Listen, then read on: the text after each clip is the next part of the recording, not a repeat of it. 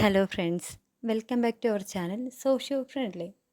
നമ്മൾ ഇന്ന് ഡിസ്കസ് ചെയ്യുന്നത് ഹെർബർട്ട് സ്പെൻസറുടെ തിയററ്റിക്കൽ കോൺട്രിബ്യൂഷനാണ്. ആദ്യത്തേത് ഓർഗാനിക് അനോളജി. ഹെർബർട്ട് സ്പെൻസറുടെ ഒരു ഇമ്പോർട്ടൻ്റ് തിയറിയാണ് ഇത്. സ്പെൻസർ ഈ സിദ്ധാന്തത്തിൽ ഒരു ജൈവജീവിയുമായി സമൂഹത്തെ താരതമ്യം ചെയ്യാനാണ് ശ്രമിച്ചിരുന്നത്. സമൂഹത്തെ ഒരു ജീവനുള്ള വസ്തുവായിട്ടാണ് അദ്ദേഹം സങ്കല്പിച്ചത്. ഓരോ ജീവജാലങ്ങൾക്കും വ്യത്യസ്തമായിട്ടുള്ള അവയവമുണ്ട്. അവ പരസ്പരം ആശ്രയിച്ചും ബന്ധപ്പെട്ടും ഇരിക്കുന്നു. അതായത് നമ്മുടെ ഹ്യൂമൻ ബോഡിയിൽ ഹാർട്ട് ഉണ്ട്, ലിവർ ഉണ്ട്, മറ്റു പാർട്സൊക്കെ ഉണ്ട്. അപ്പോൾ ഇതെല്ലാവരും കണക്ട് ചെയ്തിട്ടാണ് നമ്മുടെ ഹ്യൂമൻ ബോഡി ആക്റ്റീവ് ആവുന്നത്. അതിനനുസരിച്ചാണ് അതിൻ്റെ പ്രവർത്തനങ്ങളൊക്കെ നടക്കുന്നത്. അതുപോലെ തന്നെ സമൂഹത്തിനും ഓരോ പാർട്സ് ഉണ്ട്. അതായത് നമ്മൾ സോഷ്യൽ ഇൻസ്റ്റിറ്റ്യൂഷൻസ് പരസ്പരം ആശ്രയിച്ചാണ് സമൂഹത്തിലെ പ്രവർത്തനങ്ങളൊക്കെ മുന്നോട്ട് പോകുന്നത്. അതുപോലെ തന്നെ ഒരു ജീവനുള്ള വസ്തുവിൻ്റെ നിയന്ത്രണം അത് കൺട്രോൾ ചെയ്യുന്നത് അതിൻ്റെ ബ്രെയിൻ ആയിരിക്കും. ഓൾമോസ്റ്റ് കൺട്രോൾ ചെയ്യുന്ന ബ്രെയിൻ. അതേപോലെ സമൂഹത്തിന് എങ്ങനെ നടക്കണം, എന്ത് പ്രവർത്തനങ്ങൾ വേണം, അതൊക്കെ ആ ഒരു സമൂഹത്തിലൊരു കേന്ദ്രീകൃത ഒരു അധികാര കേന്ദ്രം ഉണ്ടായിരിക്കും. ഇപ്പം നമുക്കൊക്കെ ഒരു ഗവൺമെൻറ് ഇല്ല, അതേപോലത്തെ ഒരു ഏത് സമൂഹത്തിനും ഒരു അധികാര കേന്ദ്രം ഉണ്ടായിരിക്കും. അതേപോലെ തന്നെ ജീവനുള്ളൊരു വസ്തുവിന് എന്തായിരിക്കും അതിൻ്റെ ആക്ടിവിറ്റിക്ക് എങ്ങനെ നടക്കണം. നമുക്ക് ഹ്യൂമൻ ബോഡിയിലാണ് ബ്രെയിനാണ്, ബ്രെയിന് അനുസരിച്ചല്ലേ നമ്മൾ ആക്ടിവിറ്റീസൊക്കെ നടക്കുന്നത്. ഈ രീതിയിലും സ്പെൻസർ സമൂഹത്തെയും ജീവനുള്ള വസ്തുവിനെയും സാമ്യപ്പെടുത്തിയിട്ടുണ്ട്.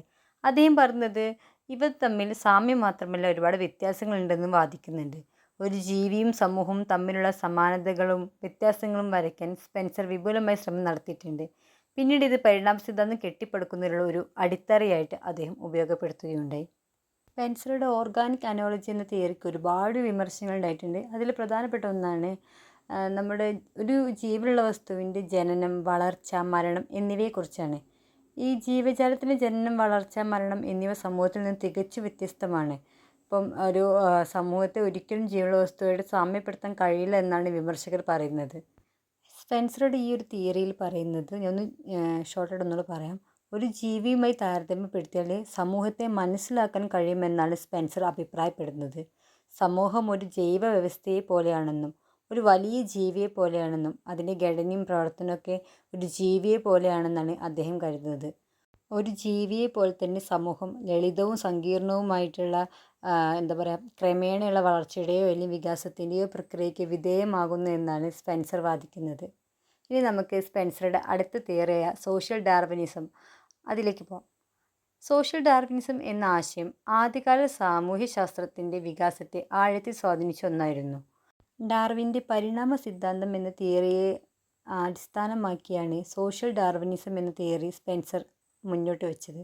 ഡാർവിൻ്റെ തിയറി പ്രകാരം മനുഷ്യരുണ്ടായത് മറ്റൊരു ജീവിവർഗത്തിൽ നിന്നാണ്. എന്നിട്ട് വളരെ സാവകാശത്തിലുള്ള പരിണാമ പ്രക്രിയയിലൂടെയാണ് ഇന്നത്തെ മനുഷ്യ സമൂഹം ഉണ്ടായതെന്ന് ഡാർവിൻ തിയറിയിലൂടെ മുന്നോട്ട് വയ്ക്കുന്നു. ഇതേപോലെ തന്നെ സെയിം ആയിട്ടാണ് സൊസൈറ്റിയിലും വളർച്ചയുണ്ടായതെന്നാണ് സ്പെൻസർ പറയുന്നത്. വളരെ സാവകാശത്തിലുള്ള നടന്ന പരിണാമത്തിലൂടെയാണ് ഇന്ന് കാണുന്നൊരു സമൂഹം ഉണ്ടായതെന്ന്. സമൂഹത്തിൻ്റെ പരിണാമം എന്നത് ലളിതത്തിൽ നിന്ന് സങ്കീർണത്തിലേക്കുള്ള പുരോഗമനമായിട്ടാണ് സ്പെൻസർ മുന്നോട്ട് വയ്ക്കുന്നത്. അതായത് ഏകമാനത്തിൽ നിന്ന് വൈവിധ്യത്തിലേക്കുള്ള ഒരു മാറ്റമാണ് സമൂഹത്തിനുണ്ടായത് എന്നാണ് സോഷ്യൽ ഡാർവിനിസം എന്ന തിയറിയിലൂടെ സ്പെൻസർ മുന്നോട്ട് വയ്ക്കുന്നത്. ഡാർവിൻ്റെ തിയറിയിൽ നിന്ന് സ്പെൻസർ ഉൾക്കൊണ്ട ഒരാശയമാണ് മാറുന്ന സാഹചര്യങ്ങളുമായി പൊരുത്തപ്പെടാൻ പ്രാപ്തിയുള്ള സംസ്കാരങ്ങൾ നിലനിൽക്കുന്നുവെന്നത്. അതായത് മനുഷ്യൻ്റെ പരിണാമഘട്ടത്തിൽ അതാത് ഘട്ടങ്ങളിലുള്ള സാമൂഹ്യ ചുറ്റുപാടുമായി മനുഷ്യർ പൊരുത്തപ്പെട്ട് പുതിയൊരു ഘട്ടത്തിലേക്ക് നീങ്ങുന്നു. ഇത് സമൂഹത്തിലും ഉണ്ടെന്നാണ് സ്പെൻസർ പറയുന്നത്.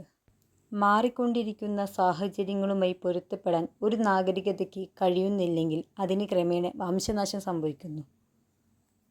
സ്പെൻസറിൻ്റെ സാമൂഹിക ഡാർവിനിസം രണ്ട് അടിസ്ഥാന തത്വങ്ങൾ അടിസ്ഥാനമാക്കിയുള്ളതാണ്. ഒന്ന്, principle of survival of fittest. രണ്ട്, ഇത് പ്രിൻസിപ്പിൾ ഓഫ് നോൺ ഇൻ്റർഫിയറൻസ്. ആദ്യത്തേത് principle of survival of fittest. Survival of the fittest എന്നതിൻ്റെ അർത്ഥം അവയുടെ പരിസ്ഥിതിയുമായി നന്നായി പൊരുത്തപ്പെടുന്ന ജീവികൾ അതിജീവിക്കാനും പുനരുൽപ്പാദിപ്പിക്കാനും ഏറ്റവും അനുയോജ്യമാണ് എന്നാണ്. ഡാർവിൻ്റെ പരിണാമ സിദ്ധാന്തത്തിൽ നിന്ന് വികസിപ്പിച്ചെടുത്ത ഒരു പദപ്രയോഗമാണ് സർവൈവൽ ഓഫ് ദി ഫിറ്റസ്റ്റ്. ഈ സിദ്ധാന്തത്തിൽ പ്രകൃതി നിർദ്ധാരണത്തിൻ്റെ പ്രക്രിയയും സംവിധാനവും പൂർണ്ണമായും ഏറ്റവും ഉചിതമായ അർത്ഥത്തിലും എങ്ങനെ വിവരിക്കാമെന്ന് അദ്ദേഹം വിശദീകരിച്ചു. പ്രത്യുൽപാദന വിജയം നോക്കി ഈ ഫിസിക്കൽ ബയോളജി സങ്കല്പത്തിൻ്റെ വിജയം നിർണ്ണയിക്കാവുന്നതാണ്. ചാൾസ് ഡാർവിൻ്റെ on the origin of species എന്ന ബുക്ക് വായിച്ചതിന് ശേഷമാണ് സർവൈവൽ ഓഫ് ദ ഫിറ്റസ്റ്റ് എന്ന പദം അദ്ദേഹം മുന്നോട്ട് വെച്ചത്. ഡാർവിൻ്റെ നാച്ചുറൽ സെലക്ഷൻ എന്ന ആശയത്തിൽ അദ്ദേഹം വളരെയധികം പ്രചോദനം കൊണ്ടിരുന്നു. പിന്നീട് ഡാർവിൻ ഈ വേർഡ് നാച്ചുറൽ സെലക്ഷൻ എന്ന പദത്തിന് പകരമായി യൂസ് ചെയ്തു. അടുത്തത് ഇത് principle of non interference. Spencer വ്യക്തിവാദത്തിൻ്റെയും ലേസസ് ഫെയർ രാഷ്ട്രീയത്തിൻ്റെയും തീവ്രമായ വക്താവായിരുന്നു. സ്വകാര്യ പ്രവർത്തനങ്ങളിലുള്ള ഭരണകൂട ഇടപെടലുകളെ അദ്ദേഹം എതിർത്തു. വിദ്യാഭ്യാസം, ആരോഗ്യം, ശുചിത്വം, തപാൽ സേവനം, പണം, ബാങ്കിംഗ്, ഭവന വ്യവസ്ഥകളുടെ നിയന്ത്രണം അല്ലെങ്കിൽ ദാരിദ്ര്യ നിർമ്മാർജ്ജനം എന്നിവയിൽ സംസ്ഥാനത്തിന് കടമില്ലെന്ന് അദ്ദേഹം നിർദ്ദേശിച്ചു. ഈ ആവശ്യങ്ങൾ ഉപയോഗിക്കുന്ന പണം ലാൻഡ് ഡ്രെയിനേജ്, മെഷീൻ ബിൽഡിംഗ് തുടങ്ങിയ ജോലികൾക്കും പുതിയ പ്രത്യുൽപാദന പ്രവർത്തനങ്ങളിൽ തൊഴിലാളികളെ പിന്തുണയ്ക്കാനും ചെലവഴിക്കണമെന്ന് സ്പെൻസർ വാദിക്കുകയുണ്ടായി. വ്യക്തിയുടെ അവകാശങ്ങൾ സംരക്ഷിക്കലും ബാഹ്യ ആക്രമണങ്ങൾക്കെതിരെ പൗരന്മാരുടെ സംരക്ഷണവും മാത്രമായിരിക്കണം ഭരണകൂടത്തിൻ്റെ കടമ എന്ന് അദ്ദേഹം മുന്നോട്ട് വെച്ചു. പ്രകൃതി മനുഷ്യനേക്കാൾ ബുദ്ധിമാനാണെന്നും അത് പ്രകൃതിയുടെ കാര്യങ്ങളിൽ ഇടപെടുന്നില്ലെന്നും സ്പെൻസർ വാദിച്ചു. നിങ്ങൾ അങ്ങനെ ചെയ്താൽ അനന്തരഫലങ്ങൾ പ്രവചിക്കാനാവില്ലെന്ന് അദ്ദേഹം മുന്നോട്ട് വെച്ചു. സമൂഹത്തിൽ പ്രവർത്തിക്കുന്ന സ്വാഭാവിക തെരഞ്ഞെടുപ്പിൻ്റെ പ്രക്രിയയിൽ നിന്ന് ഇടപെടരുതെന്ന് ഭരണകൂടത്തെയും പൗരന്മാരെയും ബോധ്യപ്പെടുത്തുകയാണ് സാമൂഹ്യ ശാസ്ത്രജ്ഞരുടെ കടമയെന്നും അദ്ദേഹം വാദിക്കുകയുണ്ടായി. നമ്മൾ ഇന്ന് സ്പെൻസറുടെ 2 തിയറിയാണ് ഡിസ്കസ് ചെയ്തത്, സോഷ്യൽ ഡാർവിനിസവും ഓർഗാനിക് അനോളജിയും. ഓർഗാനിക് അനോളജി എന്നത് സ്പെൻസർ സമൂഹത്തെ ഒരു ജൈവ വസ്തുവുമായിട്ട് താരതമ്യം ചെയ്തു. പക്ഷെ അതിൽ ഒരുപാട് വിമർശനങ്ങൾ ഉണ്ടായിട്ടുണ്ട്. അടുത്ത് നമ്മൾ പറഞ്ഞത് സോഷ്യൽ ഡാർവിനിസമാണ്. അതായത് ഡാർവിൻ്റെ തിയറിയുമായി ആ തിയറിയിൽ സ്വാധീനം കൊണ്ട് സമൂഹത്തെ ആ രീതിയിൽ പരിണാമ പ്രക്രിയയിലൂടെയാണ് സമൂഹം ഉണ്ടായതെന്നൊരു ആശയം സ്പെൻസർ മുന്നോട്ട് വെച്ച തിയറിയാണ് സോഷ്യൽ ഡാർവിനിസം. ഈ 2 തിയറീസ് നമ്മൾ ഡിസ്കസ് ചെയ്തത്.